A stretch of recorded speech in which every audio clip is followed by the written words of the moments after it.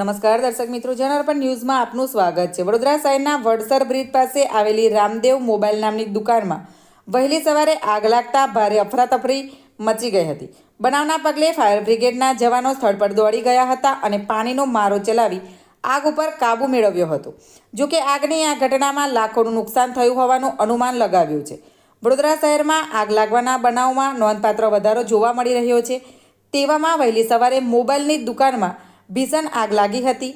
પ્રાપ્ત માહિતી અનુસાર વડસર બ્રિજ પાસે આવેલી રામદેવ મોબાઈલમાં આગ લાગતા દોડધામ મચી ગઈ હતી। આગે વિકરાળ સ્વરૂપ ધારણ કરતા મોબાઈલ એસેસરીઝ સહિતનો સામાન બળીને ખાખ થઈ ગયો હતો।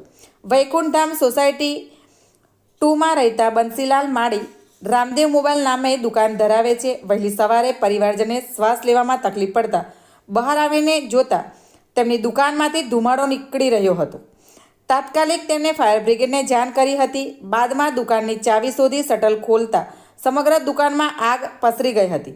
તેમના કહ્યા મુજબ તેમની દુકાનમાં મોબાઈલ એસેસરીઝ સહિતનો 22 થી 25 લાખ રૂપિયાનો સામાન હતો, જે કશું બચ્યું નથી। તમામ વસ્તુઓ બળીને ખાખ થઈ ગઈ હતી। જ્યારે બીજી તરફ બનાવની જાણ કરવામાં આવતા ફાયર બ્રિગેડ જવાનો તાત્કાલિક સ્થળ પર દોડી આવ્યા હતા અને આગ ઉપર કાબૂ મેળવી લીધો હતો। આગ લાગવાનું ચોક્કસ કારણ જાણી શકાયું ન હતું। જોકે પ્રાથમિક તબક્કે શોર્ટ સર્કિટના કારણે આગ લાગી હોવાનું અનુમાન લગાવ્યું હતું। Bureau report, જનાર્પણ news. આવા જ નવા સમાચાર જોવા માટે જોડાઈને રહો જનાર્પણ ન્યૂઝ સાથે। અમારી ચેનલને લાઇક કરો, શેર કરો, સબસ્ક્રાઈબ કરો। ધન્યવાદ।